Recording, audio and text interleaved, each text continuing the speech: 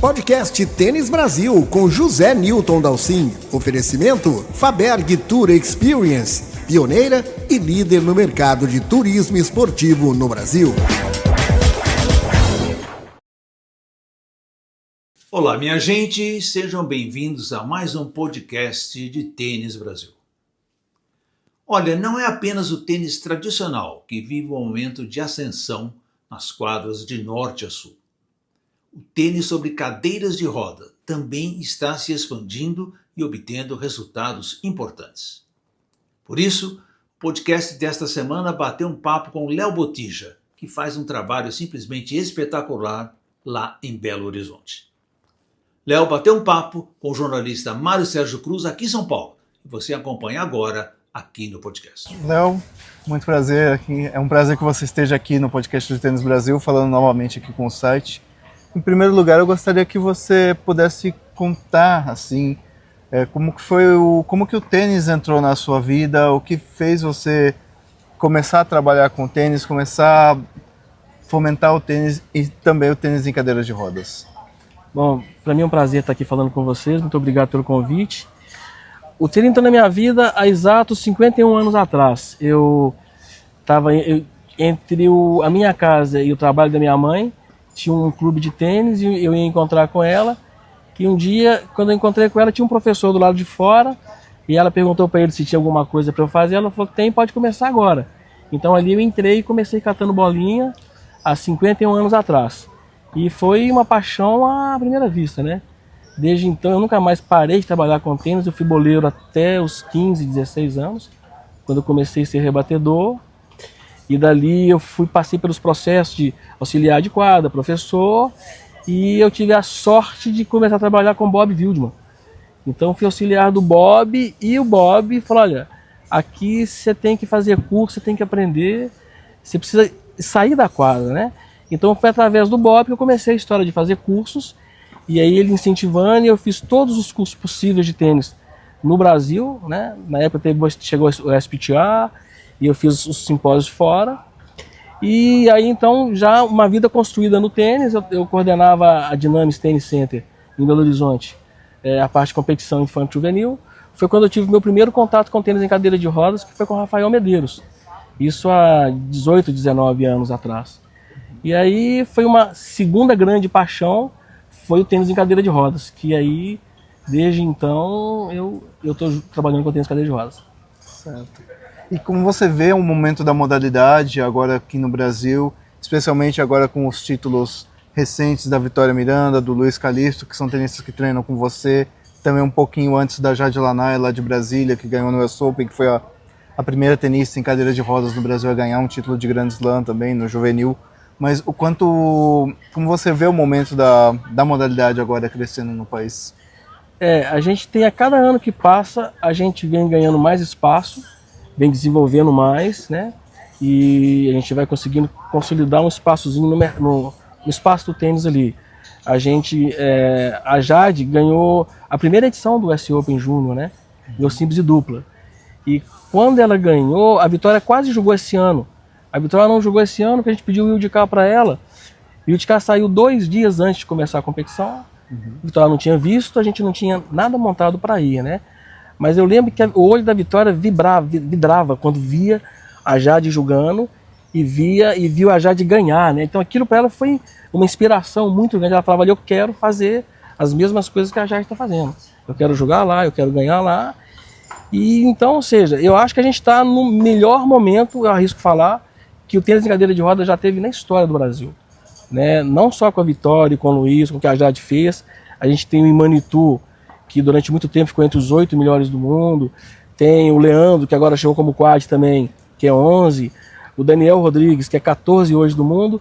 E ano passado já jogou o Australia Open e o US Open. Né? E deve classificar para Roland Garros agora também. Então, ou seja, está no nosso melhor momento de visibilidade e com atletas também.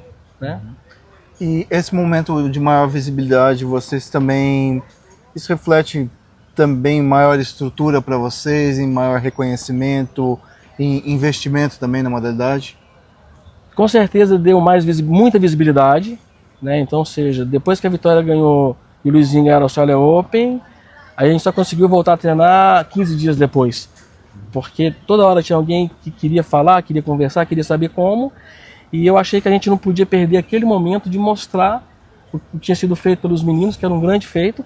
Por mais que a Vitória achava, quando a gente estava indo para a Austrália, eu falei, aí Vitória, como é que você acha que vai ser na Austrália? Ela falou, é um torneio igual ao de Uberlândia. Eu falei, é um torneio igual ao de Uberlândia, né? Então, ou seja, ela foi muito tranquila para jogar.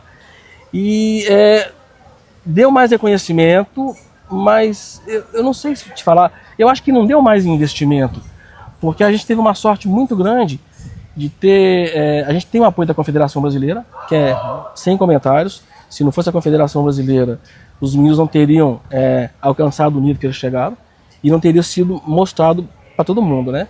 Então isso possibilitou que a gente conhecesse um padrinho em Belo Horizonte, que é o Titá, que é o dono da Track Bell, que nos apadrinhou de tal forma que a partir dali a gente teve condição de montar uma equipe multidisciplinar. Então hoje eu posso falar dos meus meninos. A Vitória e o Luiz hoje estavam fazendo uma conta ontem. Eu estava conversando com eles e mostrando o que está girando em torno desses meninos que têm 18 anos. A gente tem hoje 20 pessoas que estão linkadas a esses meninos. Né?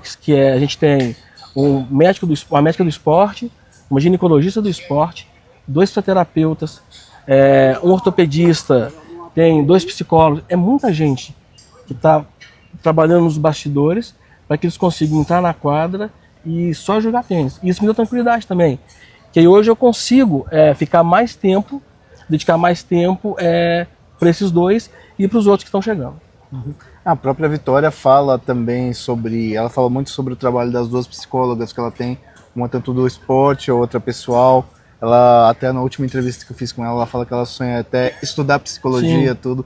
O quanto também ter essas pessoas ali em volta dela, isso traz uma inspiração para ela também. Sim. Ela uma vez brincou comigo, ela falou, olha, eu falava que eu não te trocaria por ninguém. Hoje eu te troco pela psicóloga clínica, porque eu não consigo viver sem a Ionara. Então, ou seja, é muita gente que está em volta, cuidando, né, ou seja, limpando o caminho para que eles possam pensar só em tênis e não ter que se preocupar com mais nada, né? Então isso é muito importante e impacta diretamente a vida desses meninos, porque quando eles chegam para mim, são crianças em desenvolvimento, né?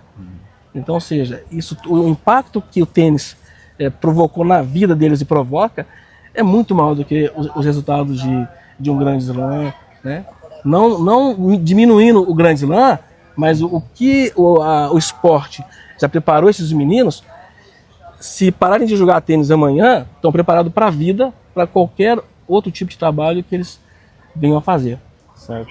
Então, nesse momento é até importante a gente falar um pouco como você descobriu tanto o Luiz quanto a Vitória, né? A gente já conversou algumas vezes, já conhece um pouco a história, mas é legal também passar para quem está assistindo o podcast, para quem está conhecendo a história do Léo Botija pela primeira vez, como ele descobriu o Luiz e a Vitória. A Vitória chegou para mim em 2016, durante as Paralimpíadas do Rio, um vídeo de uma mensagem de uma menina no Facebook, e ela não era minha amiga, eu não sabia que eu tinha que autorizar para eu assistir. Então, por acaso, eu vi, ela me manda um vídeo falando assim, eu queria apresentar essa menina para o mundo paralímpico, porque eu acho que ela vai ser uma grande atleta. Era a Vitória, com 7 anos de idade, andando, plantando bananeira. Porque como ela tem artrogripose, ela não tem força nas pernas, e desde pequenininha, quando ela começava a engatinhar, a bundinha levantava. Então, ela, durante muito tempo em casa, era plantando bananeira. E aí, quando eu faço contato com ela, ela já não tinha mais... ela já não estava mais atendendo a Vitória, como fisioterapeuta. E aí, meu primeiro atleta, que foi o Rafael Medeiros, a mãe dele não pode ver nenhuma criança com deficiência na rua que ela quer trazer para a quadra. E eu não tinha contado para ninguém a história do vídeo da Vitória. E ela um dia encontra a Vitória com a mãe na rua, se impressiona com os braços da Vitória e passa o meu telefone. E ela me liga e fala, olha, você vai brigar muito comigo, mas eu dei o seu telefone para a menina ontem, eu falei, Vitória. Ela falou, como é que você sabe? Eu falei, por quê? E aí contei para ela, então foi a Vitória. Então a Vitória veio dessa forma, né? E muito pequenininha, com 8 para 9 anos, chorava, não queria jogar. E eu falava, mãe, ela não pode ter raiva.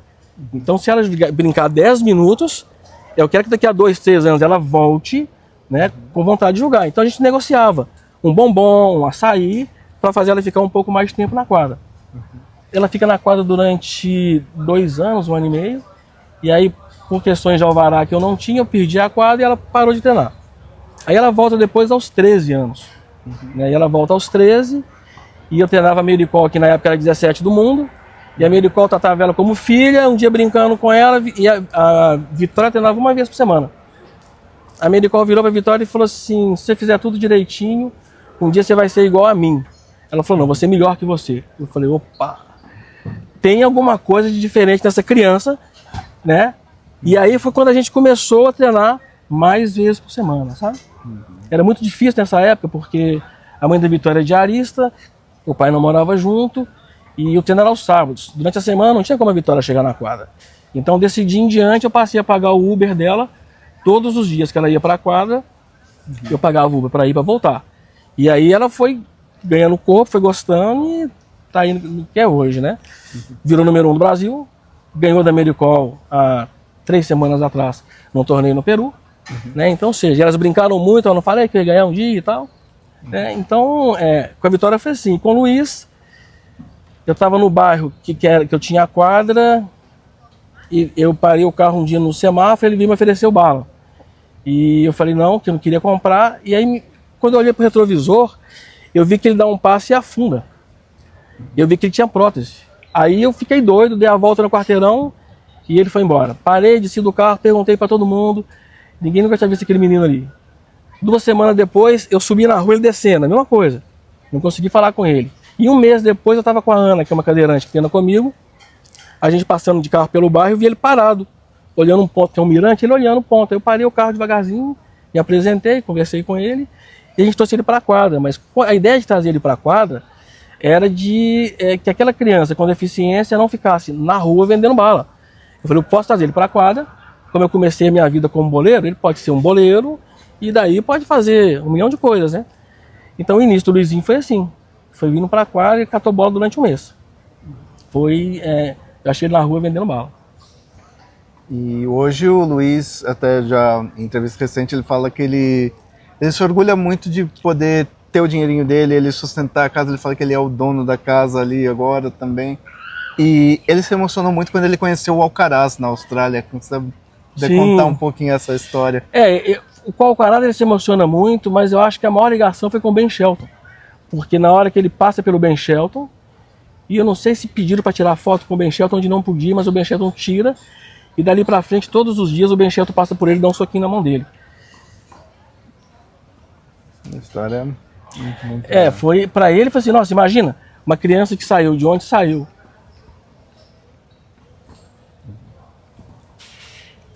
Chegar nesse nível.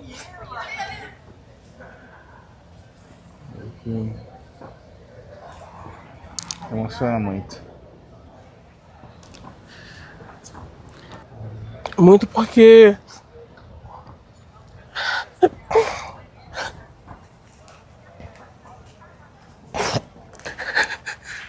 tem um orgulho enorme de você. Tem um orgulho enorme de você. Sempre que às vezes que eu falei com eles sempre falam muito bem, assim, eles têm uma gratidão enorme do senhor. Faz um filme porque eu fui boleiro numa época muito dura, né, 51 anos atrás, no clube que eu catava bola, tinha um senhor que falava assim, meu boleirinho preferido, se não fosse a princesa Isabel, ia ser meu escravo preferido.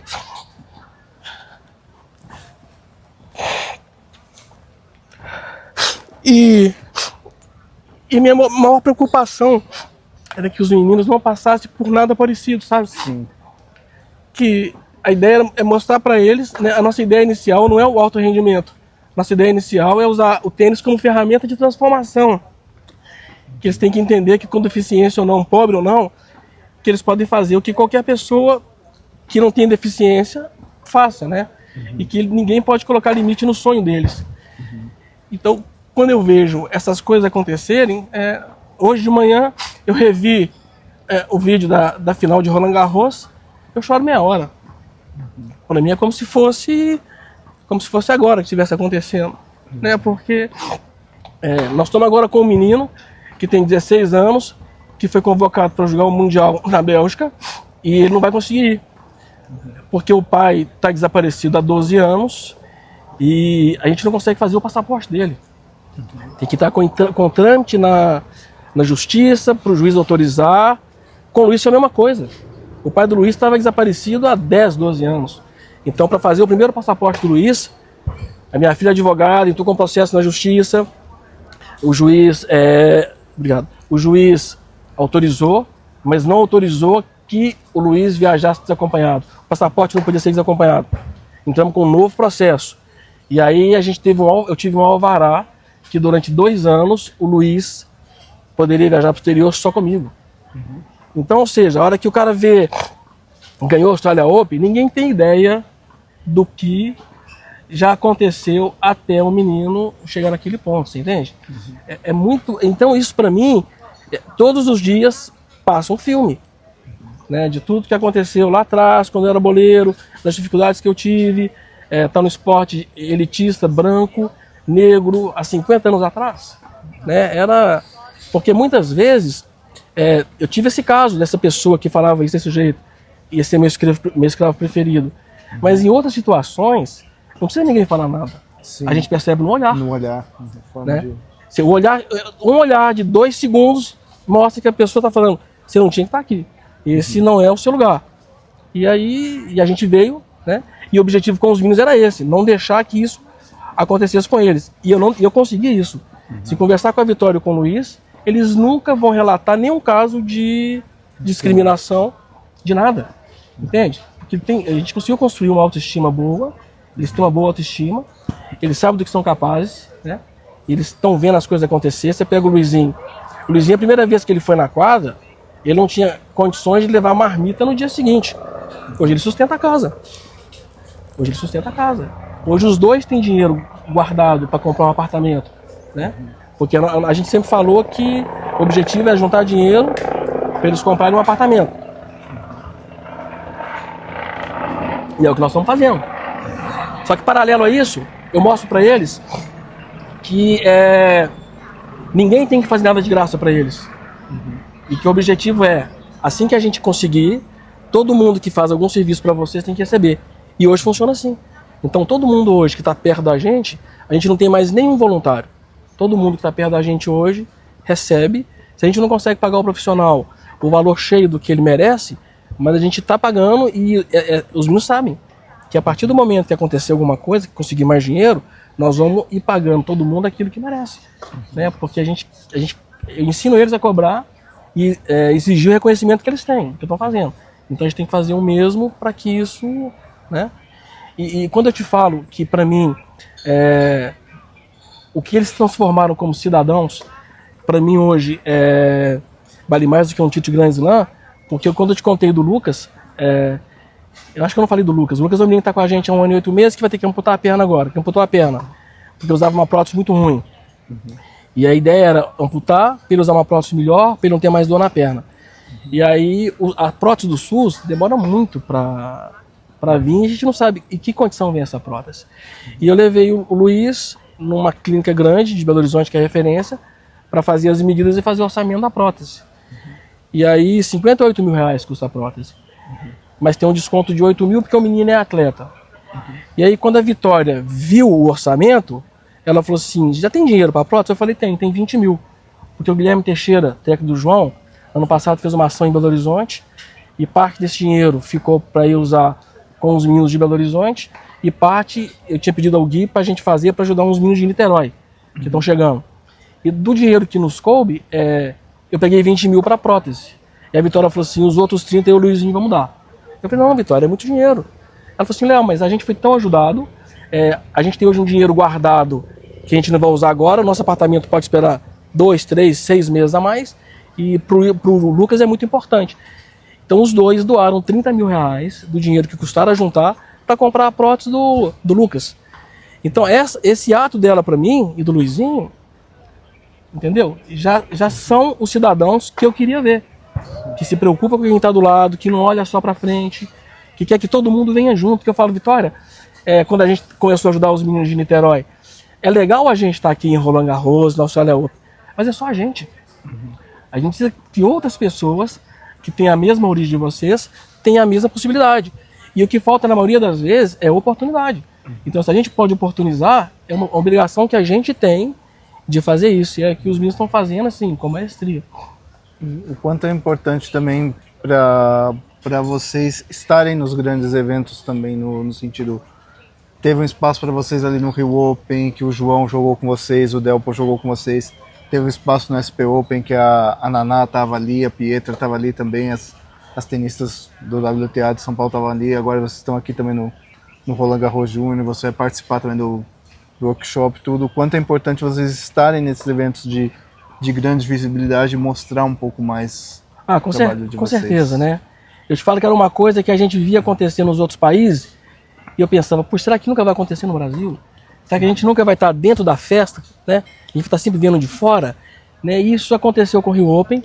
O Tomás, um querido, sempre que pôde, está trazendo a gente, colocando a gente junto em evidência. A Vitória, a gente foi homenageado lá no ano que ganhamos a Australia Open.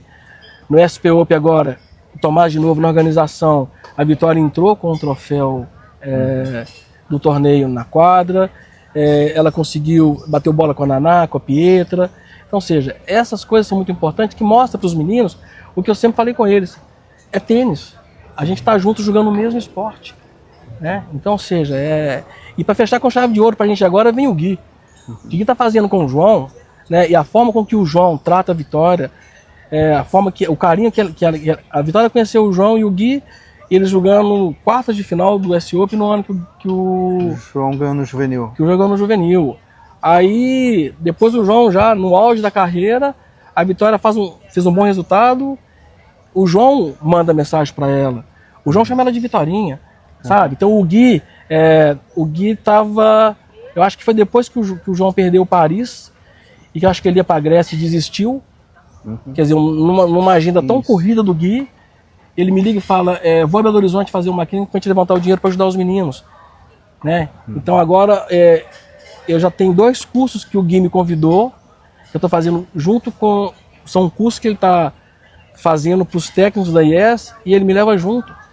Então, ao paralelo a isso, é a primeira vez na história que a gente consegue estar próximo de alguém que está fazendo o que o João está fazendo.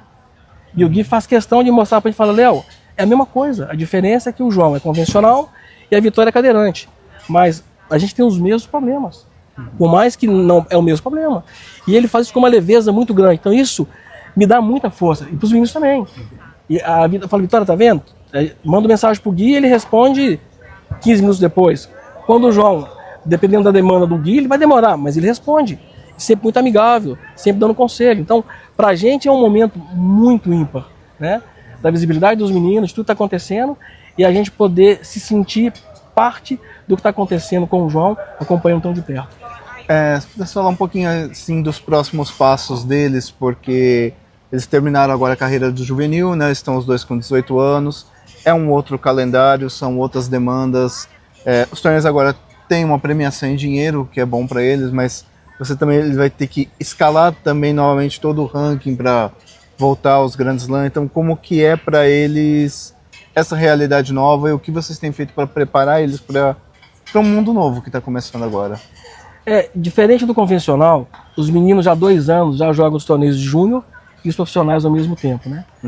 Tanto é que já no último ano de júnior ainda, o Luiz termina o ano como o 4º melhor brasileiro de adulto e 58 do mundo, e a Vitória chegou ano passado a 27 do mundo de adulto e número 1 do Brasil. Então essa transição de uma certa forma já vinha acontecendo. E como nosso objetivo, competição foco nossa hoje é Los Angeles 2028. Então o que a gente está fazendo? A gente está nós estamos nos dando um ano de desenvolvimento. Então a gente, outro dia conversando com a médica do esporte, ela perguntou qual competição alvo? Eu falei, a gente não tem. Ela falou, que maravilha. Eu falei, não tem.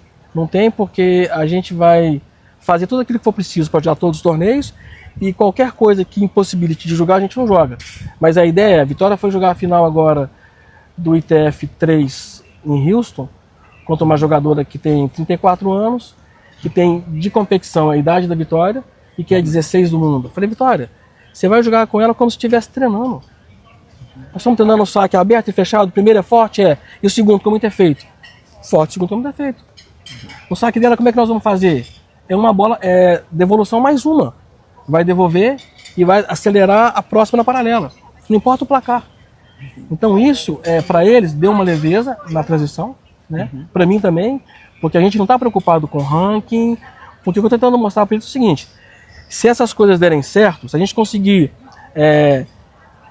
acertar os defeitos técnicos e melhorar as coisas que precisam ser melhoradas, a hora que você entrar na quadra com o adversário com ranking melhor, você vai estar jogando tão bem que você vai ganhar. O ranking vai vir naturalmente, né? E por incrível que pareça, a gente sempre teve muita dificuldade com o saque dela. Nesse jogo com a Macarena agora na final de Houston, foi a primeira vez em 3 anos que o saque dela foi uma arma. Ela ganhou muitos pontos com o primeiro saque e conseguiu complicar a vida da Maca com o segundo saque subindo. E foi a primeira vez que ela fez um jogo sem fazer nenhuma dupla falta. Então eu falei, Vitória, isso aqui já é fruto, né? Então o que a gente está fazendo? Nós mudamos objetivos, a gente não tem objetivo, a gente tem objetivo técnico. Então quais são, o próximo torneio agora, por exemplo, Vitória vai jogar Madrid e Itália. A gente vai tentar jogar Madrid errando menos devolução de saque que erramos no último torneio. Se vai ganhar, se vai perder, tá? Acho que isso fortalece um pouco, facilita um pouco na transição.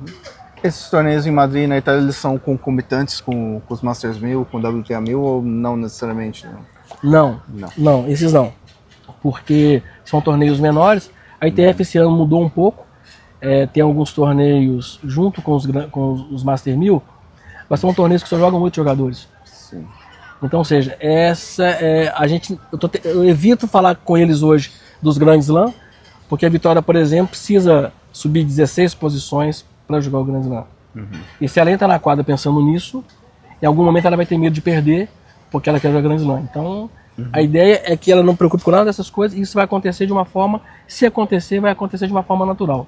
Né? Para o Luiz é um pouco mais difícil, o masculino é mais competitivo do que o feminino. O Luiz tem uma caminhada mais dura um pouquinho, né? Também ele tem menos tempo de tênis com a Vitória. Mas os dois vão andar juntos ali em alguns torneios, em algum momento a gente vai ter que separar os dois, né? Porque a Madrid e Padova, por exemplo, na Itália, são torneios de TF3 com chaves de 16 jogadores. A Vitória entra nos dois e o Luiz não entra. Então o Luiz vai fazer um outro calendário, enquanto a Vitória vai jogar na Europa. E aí você vai ter mais pessoas ali também junto para ter toda essa estrutura, tanto com a Vitória, tanto com o Luiz também. Né? Sim, a gente tem, por exemplo, eu tenho um técnico que trabalha comigo há 16 anos. E a gente tem um outro que está comigo há 6, porque eu acho que eu sou a única quadra em Belo Horizonte, no estado de Minas Gerais, que ainda tem boleiro. É uma coisa que eu não abro mão, é dos boleiros, porque foi de onde eu vim, né? Então, e trazendo mais boleiros, eu dou a oportunidade que outras pessoas possam fazer o mesmo caminho que eu fiz. Então, a gente já tem hoje, tanto o Leozinho quanto o Gabriel, que já tem condição hoje de viajar com os filhos. O Leozinho, inclusive, foi comigo para Paris. A gente estava junto em Roland Garros, eu levei ele junto. Eu queria que ele sentisse a emoção e conhecer, né, o que é um grande torneio. Né? Então ele aquecia a Vitória. A gente quebrou o protocolo, eu acho, no dia da final, porque os jogadores iam estar sozinhos e eu fiz ele entrar junto com ela. Então ele entrou carregando a raqueteira dela, né? Então, ou seja, para eles sentir as emoções, para eles sentirem um pouco, né, do que eu sinto, porque é que eu falo com os meninos, né? Eu só consigo estar junto com os meninos porque eu tenho eles lá me dando retaguarda. Mas é muito importante eles se sentirem parte do processo, porque eles são parte do processo. Então, em algum momento, eles têm que estar juntos nas grandes competições. Né? A gente tem ideia no ano que vem, talvez, de eu começar a revezar com eles em alguns torneios, para que eles pegam mais experiência também, que eles podem vivenciar essas coisas todas, esses encantamentos do mundo do tênis. E desses 50 anos de tênis, mais de 50 anos de tênis, você tem alguma coisa que você sente que ainda pode realizar, que ainda falta realizar, algum sonho que você tem de realizar? Uma medalha paralímpica. Uma medalha paralímpica. Uma medalha paralímpica. Acho que o tênis em cadeira de rodas nunca teve uma medalha paralímpica. A gente tem medalha em Pan-Americano. A Natália Maiara, em 2015, ganhou ouro em Toronto, simples e dupla. Os meninos já ganharam medalha de bronze, medalha de prata. Mas na história não tem.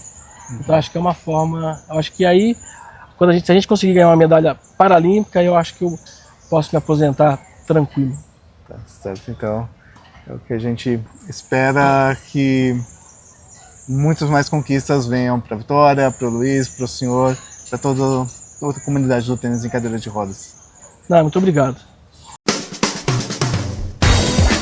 Podcast Tênis Brasil com José Newton Dalcin. Oferecimento Faberg Tour Experience, pioneira e líder no mercado de turismo esportivo no Brasil.